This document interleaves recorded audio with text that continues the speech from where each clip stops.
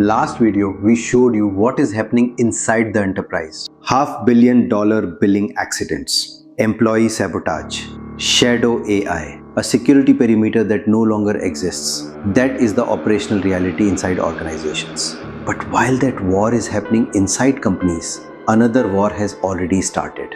For 3 years, enterprise AI had one clear leader, ChatGPT, the benchmark every enterprise compared itself against. That era ended in 2026. ChatGPT's market share fell below 50%, the first time that's happened. Yet OpenAI still serves more than 1 billion users, but enterprise buyers made a decisive pivot. In May 2026, Anthropic confirmed its annualized revenue had crossed $47 billion.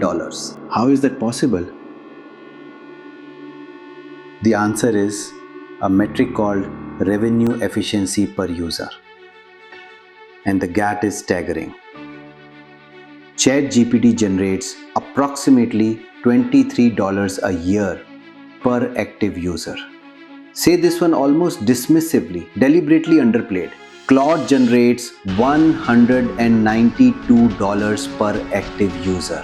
Biggest volume jump in the whole video, right off the quiet line above. That's an 8-fold difference in revenue efficiency from a platform with dramatically fewer consumer users. This gap is driven by two factors. Factor 1, conversion. Claude's paid conversion rate sits at 13% against ChatGPT's own 8%. Same industry report, same category of product. Claude is converting well over 1.5 times better than the market leader it's out-earning. Factor 2, enterprise contract size. In late 2025, Deloitte deployed Claude across all 470,000 of its employees, the largest single corporate AI rollout on record. One contract. That is the kind of revenue density millions of free consumer accounts simply cannot replicate. The lesson for enterprise buyers: consumer popularity and enterprise value are no longer the same thing. The tool with the biggest brand is not necessarily the tool generating the best business outcomes. And the organizations who figured this out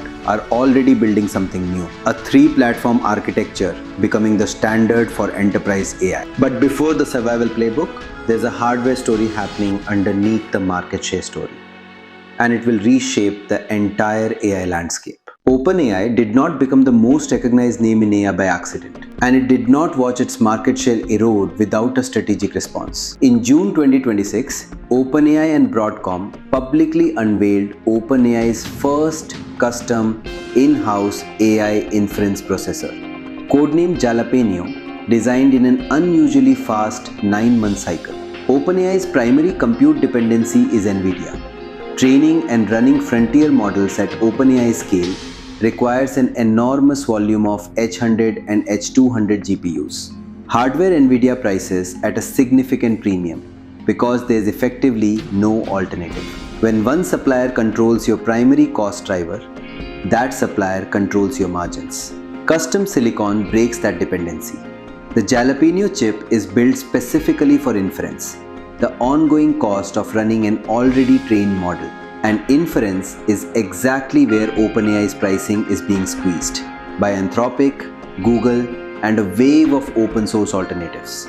If OpenAI can run inference on its own silicon at meaningfully lower cost, it can cut token prices, win back developers who've migrated to cheaper platforms, and stop being permanently subordinate to Nvidia's pricing power. This is the same vertical integration playbook Google ran with TPUs and Amazon ran with Trainium. Expensive, multi-year, only works at scale. OpenAI has the scale. The question is execution. Here's what the Jalapeño story really reveals. Raw model intelligence has stopped being the differentiator. The organizations winning aren't winning because they have the smartest model. They're winning because they redesigned their workflows around AI and chose their infrastructure accordingly. Which brings us to the resource war making all of this possible, and fragile at the same time. There is a physical constraint underneath every AI system that no software update can solve. Electricity. Quiet, the single most important whisper in the script. Let it sit alone. Training and running frontier AI models takes an astronomical, continuously growing amount of electrical power. That power dependency is now the primary competitive moat in AI. More defensible than any algorithm, harder to replicate than any software stack. Regulators in the US and Europe are now requiring companies building new compute infrastructure to fund and build their own power generation, not just plug into the existing grid. In most markets, the grid simply can't absorb the load. The result? CVS AI infrastructure investment now bundles compute with dedicated clean energy, nuclear, hydrogen, modular solar. Institutional capital is pouring into this space because whoever controls the power controls the compute, and whoever controls the compute sets the terms for AI access. The Blackstone Group has committed $30 billion over the next 3 to 5 years to build high-density AI data centers in Japan, paired with dedicated power infrastructure. This isn't a technology bet, it's an infrastructure ownership bet. The semiconductor supply chain is undergoing an equally significant realignment. Taiwan manufactures the most advanced chips in the world and sits in one of the most geopolitically exposed positions in the world. For years, that concentration risk was treated as a manageable cost of doing business. That calculus has shifted. Backed by a US-Taiwan trade agreement signed in January 2026, Taiwanese technology enterprises are directing $250 billion in direct investment into the United States, plus $250 billion in sovereign credit guarantees to expand chip production and advanced packaging on US soil. The equipment market behind advanced chip packaging is on a clear multi-billion-dollar growth trajectory through the early 2030s. Every major forecast agrees on the direction, even where the exact numbers differ. The geopolitical and capital weight behind this migration is immovable. The chip supply chain is moving west. For enterprise buyers, the implication is straightforward. The AI platforms that stay reliable, cost competitive, and available at scale 5 years from now are the ones built on vertically integrated, domestically anchored infrastructure. The vendor you choose today is an infrastructure decision, and it will be expensive to unwind. So after all of this, the billing disasters, the workforce rebellion, the security collapse, the market fragmentation, the infrastructure war, what does a well-run enterprise AI operation actually look like? The era of picking one AI vendor and deploying it uniformly across the company is over. The enterprises extracting real value from AI in 2026 run a standardized 3-platform routing architecture. Different tools for different teams based on capability, not brand loyalty. Here's how it works in practice. Platform 1, Claude, for language critical and code intensive work. Marketing, legal, compliance and engineering teams route here. Claude's writing is consistently closer to natural human register, holds brand voice across long documents, and its code comprehension across large existing code bases is measurably stronger than the alternatives. Platform 2, ChatGPT, for data analysis and quantitative work. Data analysts and product managers route here because it's the only generally available AI tool running a real sandboxed Python environment that executes statistical models without fabricating outputs. When the work is actual computation, you need a tool that runs code, not one that just generates plausible looking code. Platform 3, Gemini, for operational automation inside Google Workspace. Admin and ops teams route here for native, deep workspace integration, calendar, documents, email, task coordination with far less friction than any third-party integration. This isn't a complex or expensive architecture. It takes about 2 weeks to implement, and it removes the most common source of enterprise AI frustration, using the wrong tool for the job and concluding AI doesn't work. But there's one final critical security step you cannot skip before this architecture goes live. Tonal shift into the cautionary half of the scene.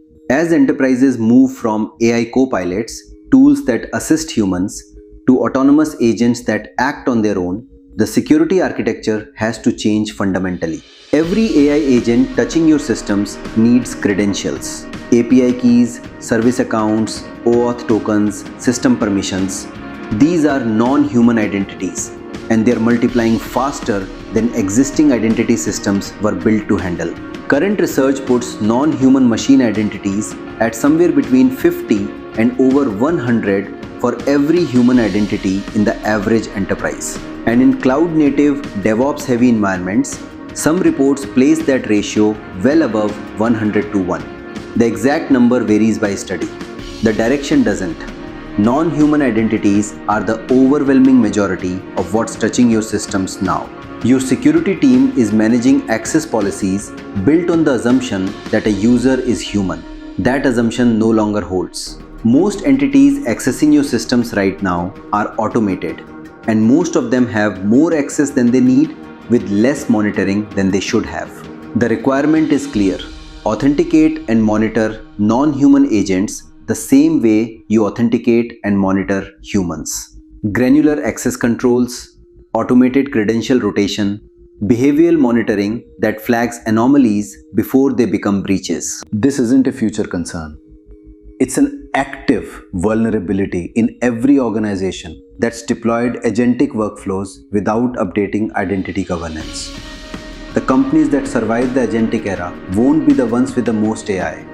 They'll be the ones that govern it. 2 videos, 1 picture. Inside the enterprise, governance failures, workforce rebellion, a dissolved security perimeter. At the market level, a historic revenue reversal, a hardware arms race, a geopolitical realignment of the semiconductor supply. The organizations that come out of this with an advantage aren't the ones running the most AI. They're the ones who know exactly what their AI is doing, who has access, what it's touching, how much it's consuming, and whether it's actually generating a return. That's the difference between AI that scales and AI that silently bankrupts you. If you want the raw data, the architectural breakdowns, and zero hype, subscribe. We publish regularly, and the next video will be worth your time.